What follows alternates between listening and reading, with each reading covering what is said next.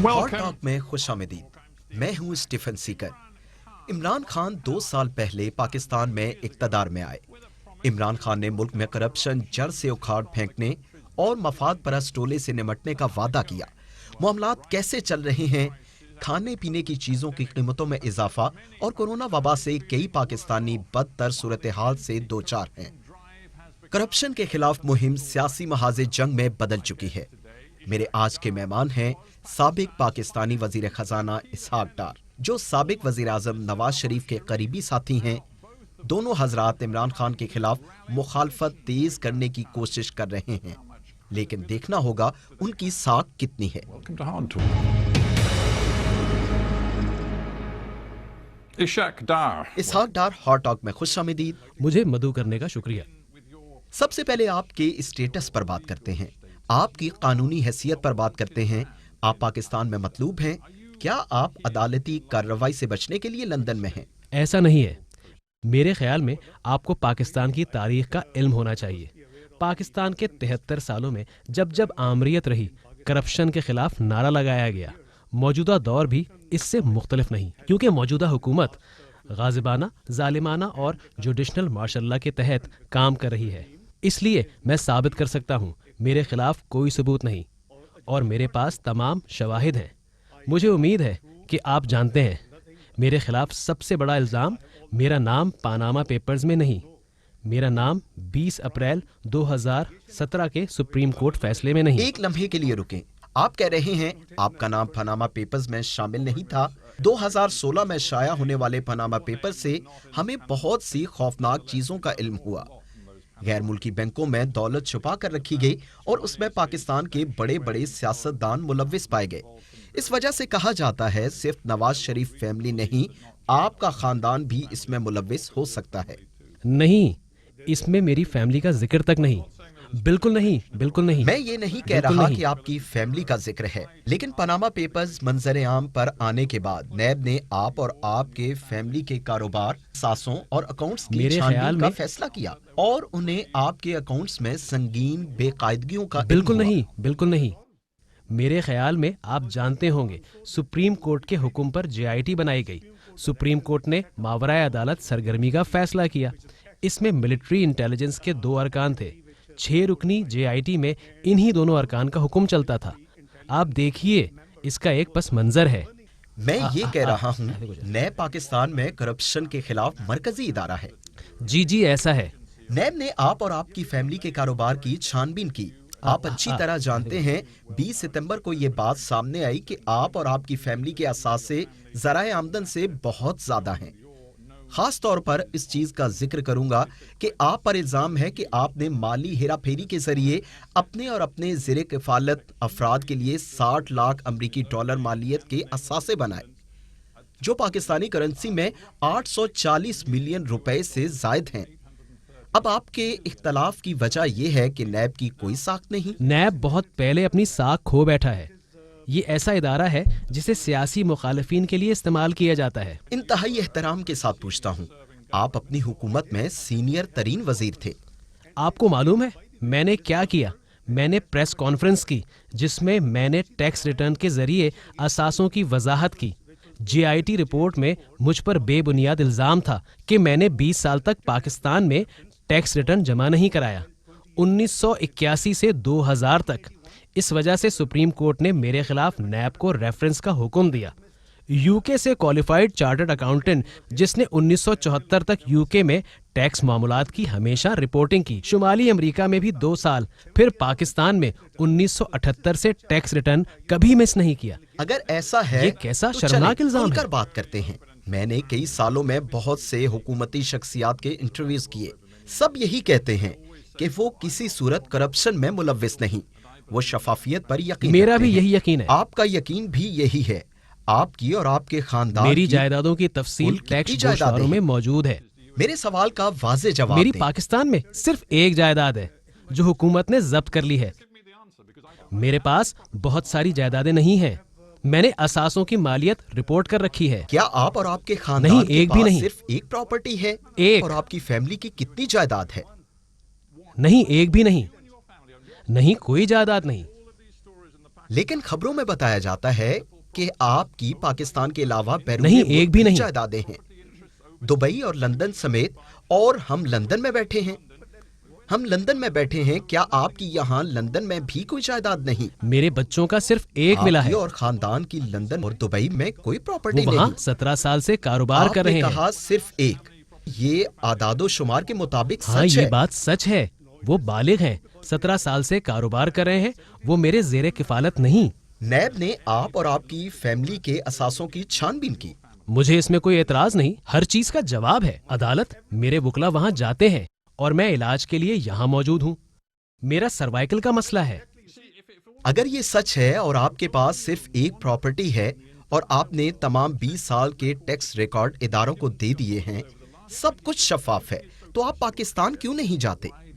پاکستان جا کر عدالت میں مقدمے کا سامنا کیوں نہیں کرتے؟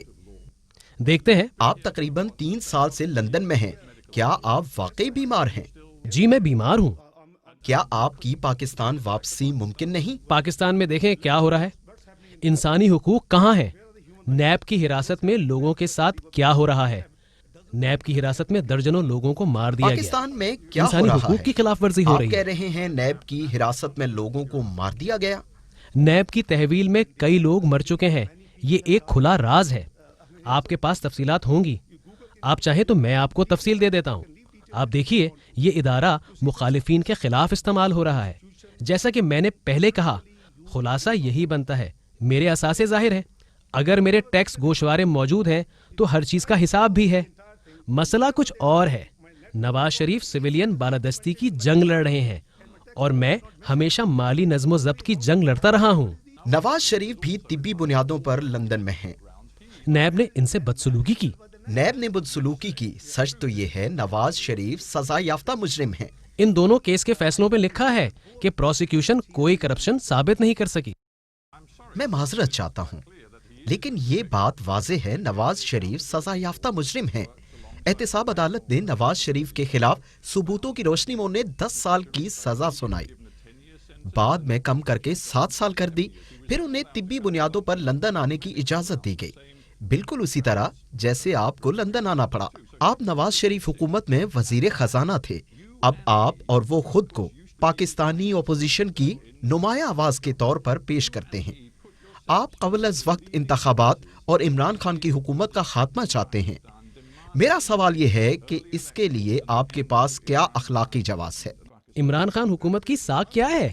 دنیا گواہ ہے، الیکشن چرایا گیا، یہ دھاندلی زدہ الیکشن تھا۔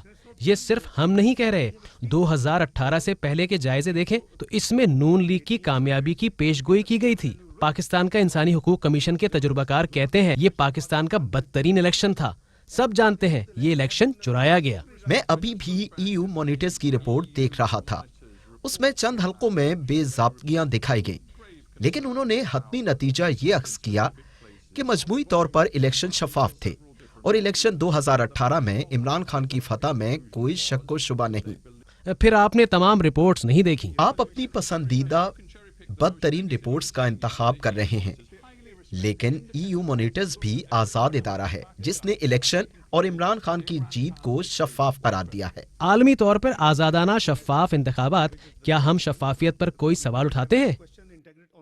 وہ کیا رپورٹ کرتے ہیں؟ مجھے یقین ہے پاکستان کے ہر الیکشن میں کچھ نہ کچھ مسئلہ ہوتا ہوگا، مکمل طور پر ہر چیز شفاف ہو، ایسا نہیں ہوتا۔ میں یاد لیکن رکھتا ہوں، حقیقت یہ ہے عمران خان کے پاس جمہوری مینڈیٹ ہے اور 2 سال بعد آپ الیکشن- پاکستان کے عوام سے یہ کہہ رہے ہیں کہ حکومت کو جانا ہوگا۔ یہ الیکشن چرایا گیا ہے، دھاندلی ہوئی، پولنگ سے پہلے دھاندلی کی گئی، ہماری پارٹی کے لوگوں کو PTI میں شامل کرایا گیا، نیب کو استعمال کیا گیا، نتائج جاری کرنے کا سسٹم بیٹھ گیا، RTS گھنٹوں بند رہا، پولنگ ایجنٹس کو زبردستی باہر نکال دیا گیا، یہ بھی پتا چلا کہ 35 نشستوں پہ دھاندلی کی گئی۔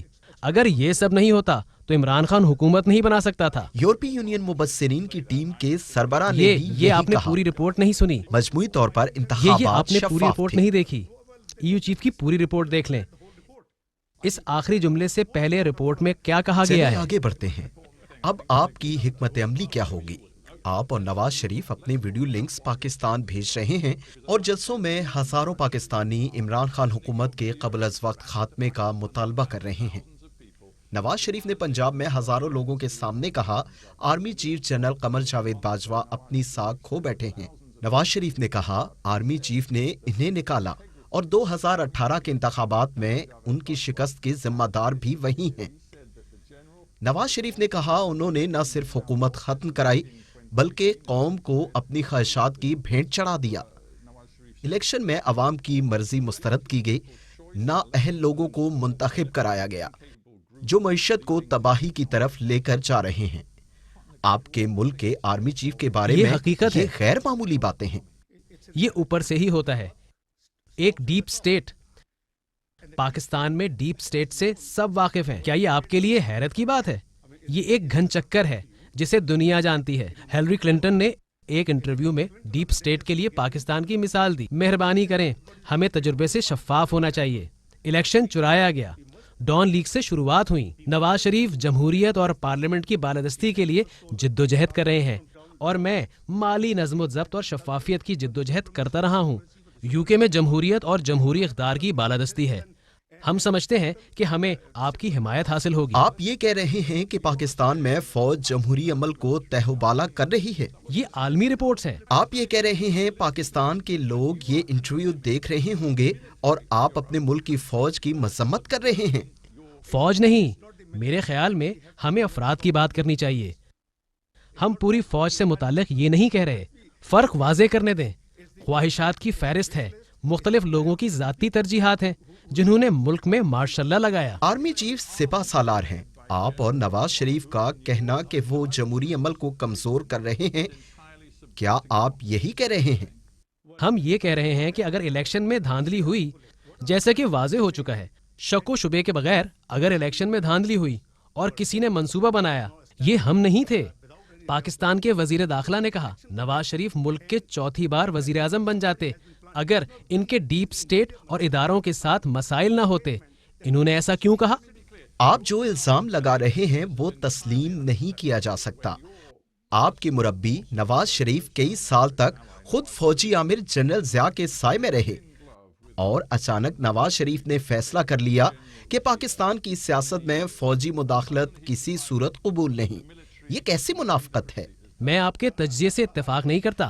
یہ ایک ارتقائی مرحلہ ہے۔ ارتقائی مرحلہ؟ جب نواز شریف اقتدار میں تھے سب اچھا تھا، اب وہ حکومت میں نہیں، وہ ان کا ساتھ کیوں نہیں دے رہے؟ ایسا نہیں، وہ 3 بار وزیر اعظم رہ چکے ہیں۔ عمران خان کے وزیر داخلہ نے دنیا کو بتایا نواز شریف چوتھی بار وزیر اعظم بن جاتے اگر ان کے اسٹیبلشمنٹ کے ساتھ مسائل نہ ہوتے۔ عمران خان کی پاکستان میں اب شاید مقبولیت میں کمی آ گئی ہوگی، لیکن جب انہوں نے نواز شریف کی باتیں سنی تو عمران خان نے کہا نواز شریف کو آرمی چیف پر انگلی اٹھانے کی جرت کیسے ہوئی؟ نواز شریف نے جنرل کو پاکستان کے حالات کا ذمہ دار کیسے قرار دیا؟ نواز شریف کئی سال ایک فوجی عامر کے بوٹ پالش کرتے رہے۔ یہ جو عمران خان نے کہا اس پر انہیں عوام کی حمایت حاصل ہوگی جب وہ آپ کی منافقت دیکھیں گے۔ میرا خیال ہے آپ نے عمران خان کی 21 ویڈیو کلپس نہیں دیکھی جس میں انہوں نے فوج اور آرمی چیف اور انٹیلیجنس سروسز سے متعلق باتیں کی۔ عمران خان نے گزشتہ سال امریکہ میں کہا اسامہ بن لادن کی ISI نے مدد کی اور بھی بہت کچھ کہا۔ عمران خان جب حکومت میں نہیں تھے تو انہوں نے 21 بار فوج کے بارے میں مختلف بیانات دیے۔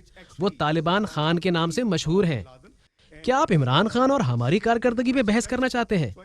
کیا ہم یہاں اس لیے بیٹھے ہیں کہ کمزور جمہوریت ہے یا جزوی جمہوریت، جزوی آمریت پر بات کریں؟ پی ڈی ایم میں شامل جماعتیں قبل از وقت انتخابات کا مطالبہ کر رہی ہیں۔ عمران خان حکومت گرانا چاہتی ہیں، لیکن کئی لوگ نواز شریف کے بیانیے سے پیچھے ہٹ گئے۔ بلاول بھٹو نے بھی کہا نواز شریف کو آرمی چیف سے متعلق باتیں نہیں کرنا چاہیے تھیں۔ بلاول نے نواز شریف کے بیان پر افسوس کا اظہار کیا۔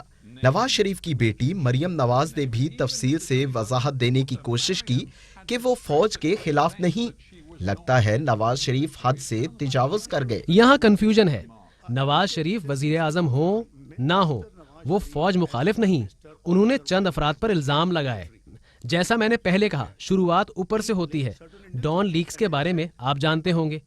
FATF کا معاملہ ہوا، پاکستان گرے لسٹ میں گیا. ہم نے پاکستان کو FATF سے باہر نکالا. یہ درست ہے؟ اگر نواز شریف حلف کے خلاف جانے والی بعض مداخلت کی نشاندہی کرتے ہیں اور یہ پاکستان کے آئین میں ہو تو میں اس میں کیا خرابی؟ چلیں سیاست اور عوام کے لیے آپ کے پیغام کی بات کرتے ہیں. پاکستانی عوام مشکل میں ہیں. کھانے پینے کی چیزوں کی قیمتوں میں اضافہ ہو رہا ہے. پاکستان میں کورونا کی دوسری لہر شدید ہو رہی ہے جس کی وجہ سے معاشی مشکلات بڑھ رہی ہیں. ان حالات میں آپ ملک میں سیاسی عدم استحکام کی کوشش کر رہے ہیں. عمران خان حکومت گرا کر قبل از وقت انتخابات کا مطالبہ کر رہے ہیں. الیکشن میں دھاندلی کا شور مچا رہے ہیں. دعویٰ کر رہے ہیں کہ ملک فوج چلا رہی ہے. کیا آپ کا طرز عمل عوام کے لیے فائدہ مند ہے؟ آپ کو غیر جانبدار ہونا ہوگا. 2013 کے الیکشن ہم نے بھاری اکثریت سے جیتا. ہمیں تقریباً 2/3 اکثریت ملی. 2014 میں عمران خان نے 4 حلقوں میں دھاندلی پر احتجاج شروع کیا. کسی نے اس کے خلاف بات نہیں کی. آپ 6 سال پرانی بات کر رہے ہیں. عمران خان نے آپ کی حکومت کے لیے سیاسی عدم ہمارے دلوں میں استحکام پیدا عوام کا کیا. درد ہے پاکستان میں اور اسی مہنگائی لیے بڑھ ہم رہی آگے بڑھ رہے ہے. ہیں. آج پاکستان کے عوام کا بڑا مسئلہ ہے سیاسی عدم استحکام, جیو پولیٹیکل عدم استحکام, اور عوام حیران ہیں. اور نواز شریف لندن میں بیٹھ کر اپنے دل میں ان کا درد رکھتے ہیں. ہمارے دلوں میں عوام کا درد ہے اور اسی لیے ہم آگے بڑھ رہے ہیں. افراط شر کی شرح کم تھی. شرح سود کم تھا. جنوبی ایشیا میں سٹاک مارکیٹ کی کارکردگی بہترین تھی. کرنسی مستحکم تھی. GDP کی شرح 11 سال کی بلند ترین سطح پر 5.8% تھی. مغربی ادارے ہماری کارکردگی کی تعریف کر رہے تھے.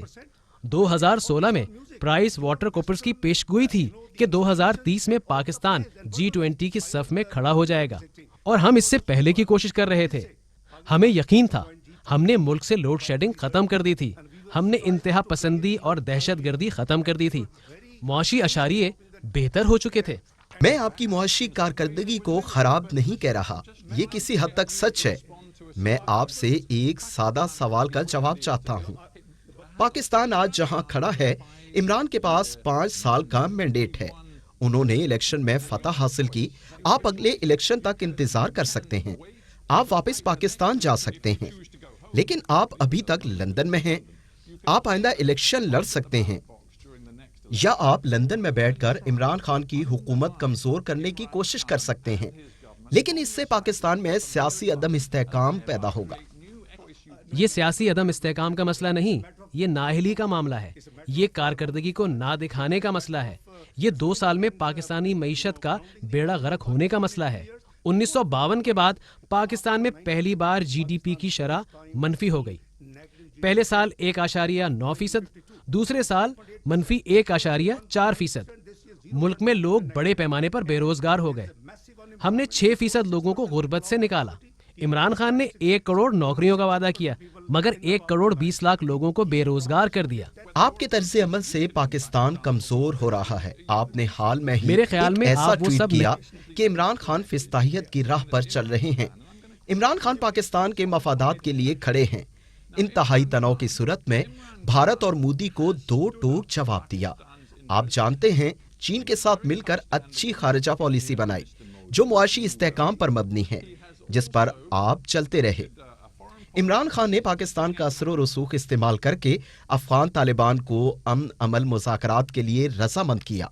آپ کیسے کہہ سکتے ہیں یہ پالیسیاں فضتائی ہیں؟ میرے خیال میں آپ وہ سب نہیں جانتے ہیں یا آپ کو جاننے کا موقع نہیں ملا. وہ پاکستان میں کس طرح کی فضتائیت کر رہا ہے. کیا آپ اس بات پر قائم ہیں؟ جی بالکل, وہ فضتائیت کے راہ پر چل رہے ہیں. آپ کورونا وبا کے باوجود پاکستان میں ہزاروں لاکھوں افراد کو سڑکوں پر لانا چاہتے ہیں. آپ عمران خان حکومت گرا کر جلد انتخابات چاہتے ہیں. آپ اپنے ارادے میں تاحال کامیاب نہیں ہو سکے. آپ کا اگلا قدم کیا ہوگا؟ آپ نہیں جانتے عمران خان اس عرصے میں کیا کرتے رہے. PDM کے جلسے 16 اکتوبر سے شروع ہوئے. ان 6 ہفتوں میں حکومت نے بھی بڑے جلسے کیے. آپ کا اگلا قدم کیا ہوگا؟ پاکستان میں جمہوریت کی بالادستی ہمارا اولین ہدف ہے. آزادانہ اور شفاف الیکشن پاکستان میں جمہوریت کی بالادستی چاہتے اور ہیں. قانون کی حکمرانی؟ جی قانون کی حکمرانی. آپ پاکستان میں قانون کی حکمرانی کا سامنا کریں گے؟ جی ہاں میں کروں گا. پاکستان میں تمام اداروں کو اپنی آئینی حدود میں رہ کر کام کرنا ہوگا. ہم اس پر بہت خوش ہوں گے۔ جہاں تک میرے ٹویٹ کا تعلق ہے، مجھے اس پر کوئی افسوس نہیں۔ حقیقت یہی ہے، اگر وزیر اعظم FIA کے DG کو لوگوں کے نام بتا کر کہیں انہیں گرفتار کر لو، یہ کس قسم کی طرز حکمرانی ہے؟ ہماری گفتگو اب ختم ہوتی ہے۔ آپ یہاں آئے بہت خوشی ہوئی، آپ کا شکریہ۔ میرے لیے خوشی کی بات ہے۔ It's a pleasure. Many thanks.